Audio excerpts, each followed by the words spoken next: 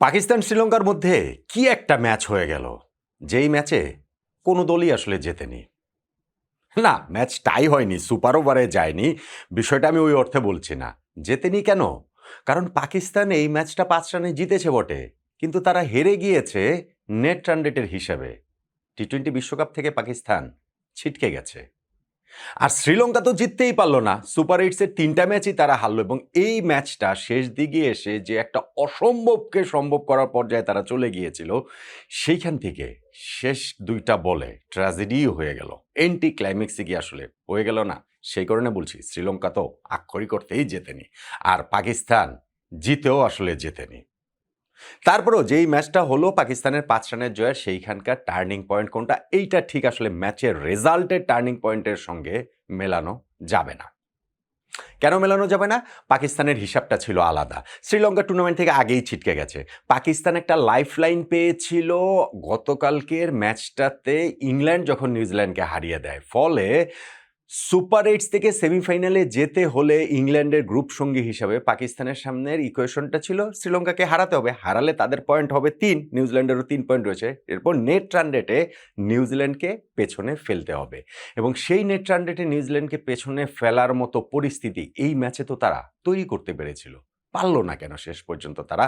বা এখন জয় পরাজয়ের ব্যবধান মাত্র ৫ রানের বলে ওই জিনিসটা বোঝা যাবে না যে পাকিস্তান সত্যিই কিন্তু ওই পরিস্থিতিটা তৈরি করতে পেরেছিল যে তারা সেমিফাইনালে কোয়ালিফাই করতে পারবে। তারা শ্রীলঙ্কাকে ১৪৭ এর মধ্যে আটকে রাখতে পারবে। যেই শ্রীলঙ্কা শেষ পর্যন্ত ২০৭ রান করেছে, অর্থাৎ আরও ৬০ রান বেশি করছে। স্টিল আমি বলছি যে ওরকম একটা পরিস্থিতির জায়গা তৈরি হয়েছিল। কিভাবে? দেখেন, ওই শ্রীলঙ্কার সামনে শুরু থেকেই তো টার্গেট ছিল হচ্ছে গিয়ে ২১৩ রান। কিন্তু পাকিস্তানের টার্গেট ছিল শ্রীলঙ্কাকে ১৪৭ এর মধ্যে রেখে দিতে হবে, তাহলেই তারা সেমিফাইনাল খেলবে এবং সেই অর্থে পাওয়ার প্লের মধ্যেই তারা ২ উইকেট তুলে নিয়েছে শ্রীলঙ্কার। আবরার একটা বোল্ড করলেন, খুব সুন্দর নাসিম শাহ ফার্স্ট উইকেটটা নিলেন। রান কিন্তু ৪৯ হয়ে গিয়েছিল। আর ১০ ওভার শেষেও হচ্ছে গিয়ে ওই সময় আবরার আরও একটা ওই জায়গায় ১০, ১১, ১২ ওই সময়টার মধ্যে পাকিস্তান পরপর ৩টা উইকেট তুলে নেয়। যেখানটাতে আবরার আরও ২টা বোল্ড করেছেন, মোহাম্মদ নওয়াজ একটা উইকেট পেলেন এবং সেইখানটাতে ১২ ওভার শেষে গিয়ে দেখা গেল যে শ্রীলঙ্কার স্কোর ১০১ ৫ উইকেটে। অর্থাৎ পাকিস্তানের সামনে ইকুয়েশনটা কি? যে বাকি ৪৬ রানের মধ্যে শ্রীলঙ্কার শেষ ৫টা উইকেট তুলে নিতে হবে। মানে ২০ ওভার পুরা খেলা হলে তো পাকিস্তানের চান্সই নেই। মানে পাকিস্তান ওই রানের মধ্যে শ্রীলঙ্কাকে আটকাবে কিভাবে? কিন্তু তারা এই সময়টা যখন এই পরপর কয়েকটা ব্রেক থ্রু পেল, ১০১ রানে শ্রীলঙ্কার ৫ উইকেট পড়ে গেল। বাকি ৪৬ রানের মধ্যে ৫ উইকেট তুলে নেওয়া তো সম্ভব, খুবই সম্ভব। কিন্তু পাকিস্তান আর সেটা পারেনি। পাকিস্তান পারেনি ওইখানটাতে দাসুন সানাকা এবং পবন নাতনায়েকের যে পার্টনারশিপ, সেই পার্টনারশিপটাতেই ১৫.৫ ওভারে অর্থাৎ ১৬ নম্বর ওভারের ৫ম বলটাতে একটা মিস ফিল্ডিং থেকে যে শ্রীলঙ্কা একটা রান নিয়ে নিল, ওইটাই তাদের রানটাকে নিয়ে গেল ১৪৮ এ। ওইটার মাধ্যমেই নিউজিল্যান্ড সেমিফাইনালে থ্রু করল, পাকিস্তান টুর্নামেন্ট থেকে ছিটকে গেল। এরপরের হিসাবটা ছিল যে শ্রীলঙ্কা ম্যাচটা জিততে পারে কিনা এবং ম্যাচ জয়ের মতো অবস্থাতে আসলে তারা খুব একটা ছিল না। আপনি যখন হিসাব করবেন যে ওইখানে পবন রত্নায়কে তিনি হচ্ছে গিয়ে আউট হয়ে যাওয়ার পরেও শেষ ৪ ওভারে শ্রীলঙ্কার কত 60+ রান, ৬৩ রান মনে হয় তাদের লাগতো। শেষ ২ ওভারে তাদের ৪৬ রান লাগতো এবং ওই ১৯ নাম্বার ওভারটা থেকে ১৮ রান হওয়া সত্ত্বেও তো লাস্ট ওভারে লাগতো ২৮ রান। সেটা কি হয় নাকি? সেইটা প্রায় হয়েই গিয়েছিল। কেননা ওই শাহিন আফ্রিদির করা লাস্ট ওভারের ১ম বলটাতে দাসুন সানাকা ৪ মারলেন। তারপরের ৩টা বলেই ছক্কা, ছক্কা, ছক্কা। অর্থাৎ ১ম ৪ বলেই যখন ২২ রান তুলে ফেলল, তখন শেষ ২ বলে আর একটা ছক্কার প্রয়োজন ছিল। মানে ৬ রানের প্রয়োজন ছিল। সেইটা তো হতেই পারত এবং আমি যেটা বললাম এন্টি ক্লাইম্যাক্স হয়ে গিয়েছে। ৫ নাম্বার বলটাকে রিভার্স স্কুপ করার চেষ্টা করলেন দাসুন সানাকা। হলো না, কানেকশন হলো না। আর লাস্ট বলটা ওইটা আসলে ওয়াইডটা খুবই মার্জিনাল, ওইটা ওয়াইড দিতেই পারতেন আম্পায়ার। আম্পায়ার ওয়াইড দেননি। খেলাটা আসলে ওইখানটাতে শেষ ২টা বলেই এন্টি ক্লাইম্যাক্সে গিয়ে হেরে গেল শ্রীলঙ্কা। আমার কাছে মনে হয় যে লাস্ট বলটা আসলে আম্পায়ার ওয়াইড দিতে পারতেন। শেষ পর্যন্ত ৫ রানে শ্রীলঙ্কা এই ম্যাচটা হেরে গিয়েছে। পাকিস্তান ৫ রানে ম্যাচ জিতেছে। কিন্তু পাকিস্তান তো ম্যাচ হেরে গিয়েছে আসলে আরও ৬০ রান আগেই, যখন ১৪৮ নাম্বার রান তুলে ফেলেছিল এই শ্রীলঙ্কা। সেইটা আসলে হলো, এটা তো আমি বোলিংয়ের পার্সপেক্টিভ থেকে বললাম। কিন্তু এই ১৪৭ এর টার্গেটের মধ্যেই কি রাখতে পারত পাকিস্তান? শ্রীলঙ্কাকে কি আরো একটু বড় জায়গা বা নিজেদের জন্য আরেকটু স্পেস কি ক্রিয়েট করতে পারত না? পারত। কেননা পাকিস্তান ফ্যান্টাস্টিক ব্যাটিং এফোর্টে তারা রান তুলে ফেলেছে ২১২।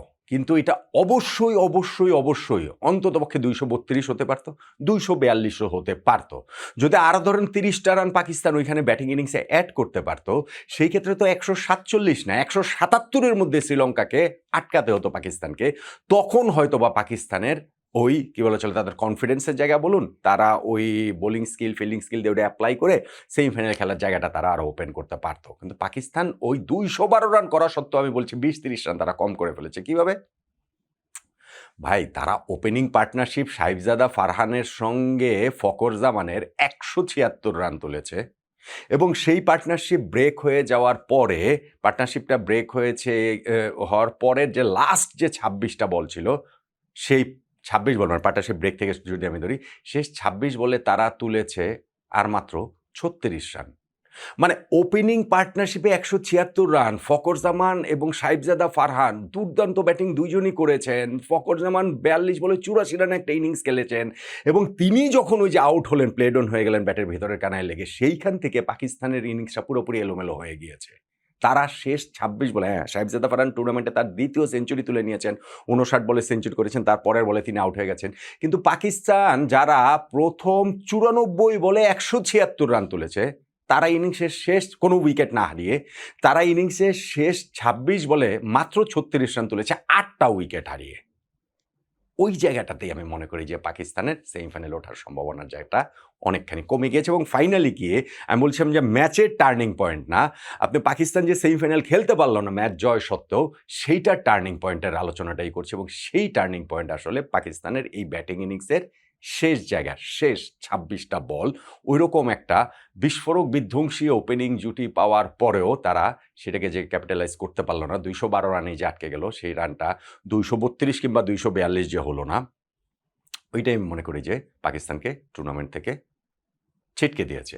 এশিয়ার বিশ্বকাপের ঝান্ডা এখন ভারতের হাতে, কেননা এশিয়ার দেশগুলোর মধ্যে আপনি ধরেন হচ্ছে ওই যে নেপাল, ইউএই, ওমান, তাদের কথা বাদ দিলাম। এশিয়ার অন্যান্য দেশগুলোর মধ্যে বাংলাদেশ আমরা তো আসলে আমাদেরকে খেলাই হয়নি, আমাদের নানান কারণেই হয়নি। আফগানিস্তান বাদ পড়ে গেছে গ্রুপ পর্বে এবং তারপরে এসে শ্রীলঙ্কা এবং পাকিস্তান, শ্রীলঙ্কা আগেই বাদ পড়ে গেছে, পাকিস্তান আজকে বাদ পড়ে গেল। এখন শুধুমাত্র এশিয়ার টি-20 বিশ্বকাপে এশিয়ার প্রতিনিধি হিসাবে ভারতই টিকে রয়েছে। সেই ভারতও কি আসলে সেমিফাইনাল থ্রু করতে পারে কিনা সেটাও দেখার বিষয়, কিন্তু ওটা তো অন্য আলোচনা। কিন্তু পাকিস্তানের এই যে সেমিফাইনাল যে তারা খেলতে পারলো না, সেইটার টার্নিং পয়েন্ট আমার তাদের ব্যাটিং ইনিংসের শেষ 26 বলে মাত্র 36 রান তোলা 8 উইকেট হারিয়ে, ওইটাই। আপনি কি একমত হবেন?